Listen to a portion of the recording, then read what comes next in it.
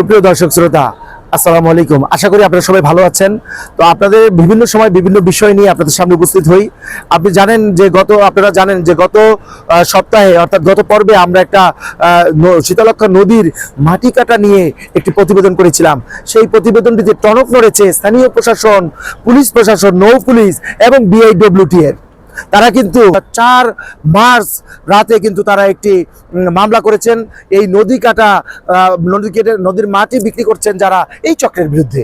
তো সবকিছু মিলিয়ে এই যে চক্রটির বিরুদ্ধে আইনগত ব্যবস্থা নিবে এবং তারা গ্রেপ্তার হবে এবং এই নদীর মাটি অর্থাৎ সরকারি সম্পদ লুট থেকে সরকারি এই সম্পদকে রক্ষা করবে, এমনটাই কিন্তু প্রত্যাশা করছেন এই অঞ্চলের মানুষ। তো সবকিছু মিলিয়ে আসুন ছোট্ট একটি প্রতিবেদনের মাধ্যমে আমরা দেখি কিভাবে তারা মাটি কাটছেন, কিভাবে সেই মাটি সরিয়ে নিচ্ছেন এবং এই মাটি সরিয়ে নেওয়ার কারণে স্থানীয় প্রশাসন নিশ্চুপ ছিল। সংবাদ পরিবেশনের মাধ্যমে কিভাবে তাদের টনক নড়েছে এবং মামলা করেছে বন্দর থানায় এবং সেই মামলায় কিন্তু এখন আসামিদের গ্রেপ্তার করবেন এমন কিন্তু আশ্বাস আমাদেরকে দেওয়া হয়েছে। চলুন প্রতিবেদনটা দেখে আসি।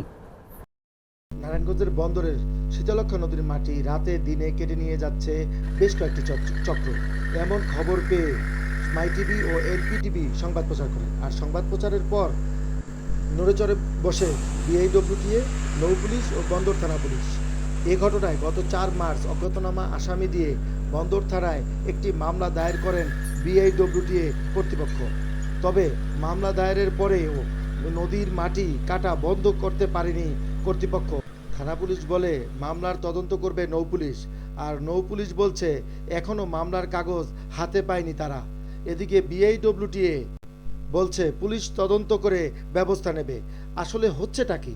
একজন আরেকজনের উপর দোষ চাপানো ছাড়া কোনো কাজের কাজ হচ্ছে না বললেন স্থানীয়রা। তবে ঘটনাস্থলে গিয়ে চক্রের লোকজনের সাথে কথা বলে জানা গেল শাহনেওয়াজের নাম। তবে শাহনেওয়াজ বলল জাহাঙ্গীরের কথা। যদিও বিআইডব্লিউটিএ মামলায় কোনো ধরনের কোনো আসামির নাম ঠিকানা এখানে উল্লেখ করেনি, তবে অজ্ঞাতনামা দিয়েই মামলা করেছেন তারা। অভিযুক্ত শাহনাজের কথায় মনে হলো আকিস এসেনশিয়াল মাটি কাটার জন্য কন্ট্যাক্ট দিয়েছে জাহাঙ্গীর নামের একজনকে। আর সবকিছু মিলিয়ে স্থানীয়দের মতে অভিযুক্তরা হলেন শাহনওয়াজ, জাহাঙ্গীর, মান্নান শিকদার এবং সেই সাথে জড়িত রয়েছে এলাকার আরও অনেকেই। তবে অনেকেই সামনে বা প্রকাশ্যে আসছেন না, গোপনে শাহনাজের দোয়াই দিয়েই কাজ করছেন। বাড়িকাটার স্পটে গিয়ে শাহনাজের লোকজনের সাথে কথা বলে জানা গেল শাহনাজের সাথেই কথা বলার জন্য বলছে তারা। তার মানে শাহনাজই এই সাথে সম্পৃক্ত রয়েছে এমন তথ্য কিন্তু প্রমাণও এখান থেকে পাওয়া যায়। মাটিগুলা বল কেটে উড়াইছে, কারণ বল গেটটা বাইরে জায়গা তো যাতে আমরা আসতে পারে এই বল গেটের মাটিগুলো উপরে রাখবো। এটা কার কাজ? কি কার আর কার? এলাকার কেডা? এটা নাম করতে পারি না, এই হারাদান। এটা কার কাজ? এটা হ্যাঁ শাহনাজ মিয়ার এটা কেমনে কাজ হয়? অভিযুক্ত শাহনাজ নিজেকে নির্দোষ দাবি করে যা বললেন। আমি জানলাম নিচে পরে ওসি সাহেব শুনছি যে না এই আবদ্ধ করে দিয়েছে। পরে গিয়া কোম্পানি থেকে একজন জাহাঙ্গীর নামের ছেলে 8,000 স্কোয়ার ফিট বালু উত্তোলনের জন্য আমার কাগজ দেখা গেল। তারা কোম্পানি থেকে তারা ওই অনুমতি দিচ্ছে 8,000 স্কোয়ার ফিট বালু মানি নিব। আর ইয়েতে আইডেন্টি থেকে ডিসিশন ওসি সাহেবের কাছে আবার তারা একটা চিঠি ইস্যু করছে, ওই চিঠিটাও আমার দেখাইলো। হ্যাঁ, প্রশাসনকে আইডেন্টি থেকে যে পারমিশন নিচ্ছে এবং ওসি সাহেব কইটা আগে যে কোম্পানি থেকে তারা নিজেরা এটা জানাচ্ছে। আসলে এটা কোম্পানির ব্যাপার।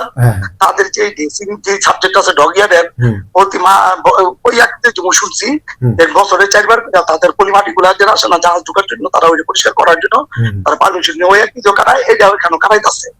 হয়তো বা এটি পোলাবাইটা দিচ্ছে যে এই মাটি দ্বারা সাইডে রাইখা ওইটা তুইলা মনে করেন যে রাখতে হবে পোলাবাই ব্যস্ত আছে। এখন হারা বইব 2টা রাখাইয়া দিই এই ভাই এটা শিওর ভাই সত্যি কথা। মামলা নিয়ে নৌ পুলিশের উপরে দায় সারলেন বন্দর থানার ওসি তরিকুল ইসলাম।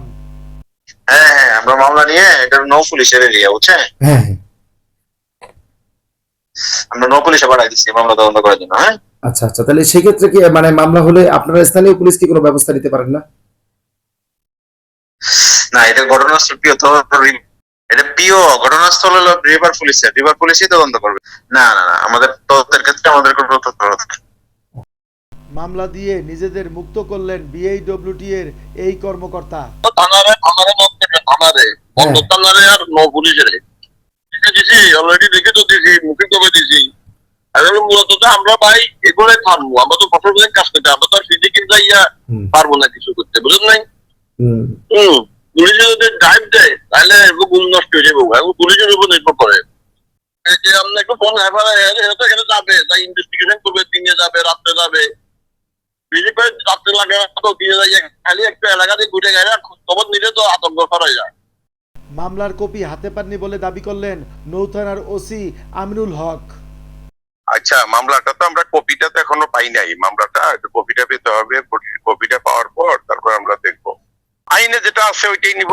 আমি এইভাবে আইনগত ব্যবস্থা আমি যেটা বলতে পারবো, আইন মামলার তদন্ত যেটা হয় ওইভাবে হবে। তদন্ত একজন অফিসার তদন্ত করবেন, আমাদের এক সাব ইন্সপেক্টর, ওনাকে উনি তদন্ত করবেন। নিজেদের নিরাপরাধ দাবি করলেন আকিজ এসেনশিয়ালের এই কর্মকর্তা। নদীর মাটি যদি কাটে, বাবু ভাই শোনেন, নদীর মাটি কাটবে মানে এটা তো আপনার আকিজ সিমেন্ট অনুমতি দিতে পারে না, না? তো বিআইডব্লিউটি থেকে অনুমতি পাইলে কেউ কাটতে পারে। আর আমাদের যে এরিয়া সেখানে কি হয়, আপনার অনেক সময় যেটা পাড়ের মাটি যদি নদীতে পড়ে, সেক্ষেত্রে তো আমাদের দায়িত্ব সে মাটি সরাই ফেলা, ঠিক না? নদী তো আপনার ভরাট করা যাবে না। সেটা আমাদের যেটুকু এরিয়া আছে সেখানে হয়তো আমরা বিআইডব্লিউটির পারমিশন নিয়ে সেটা আমরা করি, এটা রেগুলার প্রসেস। কিন্তু নদীর মাটি যে কেউ কেটে দিয়ে চলে যাবে, এটা তো আমরা সাথে আমরা অনুমতি দেওয়ার কেউ না। না না, এইটা কি এইটা ভাই তাহলে মানে থার্ড পার্টি, বুঝছেন? এটা হচ্ছে যে জাস্ট ওরা এটা ইয়া করছে, নাম ভাঙাইছে। আমি কিন্তু বিআইডব্লিউটিতে গেছিলাম, বুঝছেন?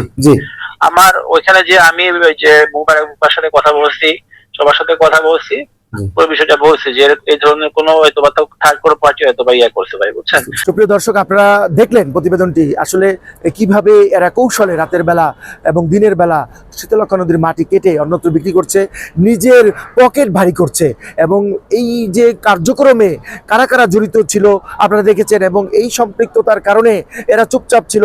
এবং পরবর্তীতে কিন্তু সেই মাটি কাটার চক্রের বিরুদ্ধে বিআইডব্লিউটি বন্দর থানায় মামলা করাতে কিন্তু এখন সেই মামলার যারা আসামি তারা কিন্তু এখনো প্রকাশ্যে মাটি কাটছেন, এবং সেই দৃশ্যও কিন্তু আপনাদেরকে দেখানোর চেষ্টা করেছি। তো আসলে এই সরকারি সম্পদ সরকার এবং এই সরকারি যে কর্তৃপক্ষগুলো রয়েছে তারা রক্ষা করবেন, এবং যারা এই ধরনের অপকর্ম করছেন, নদীর মাটি বিক্রি করছেন, তাদের বিরুদ্ধে কঠোর আইনগত ব্যবস্থা নেবেন, এবং এভাবেই প্রতিরোধ গড়ে তুলবেন প্রত্যেকটি দপ্তরে। এই প্রত্যাশা কিন্তু এই শীতলক্ষ্যা অঞ্চলের মানুষের। তো আজকে আপনাদের কাছ থেকে বিদায় নিচ্ছি। আবারও কোনো বিষয় নিয়ে আবারও আপনাদের সামনে উপস্থিত হব। সেই পর্যন্ত ভালো থাকুন, সুস্থ থাকুন, সাবধানে থাকুন। আল্লাহ হাফেজ।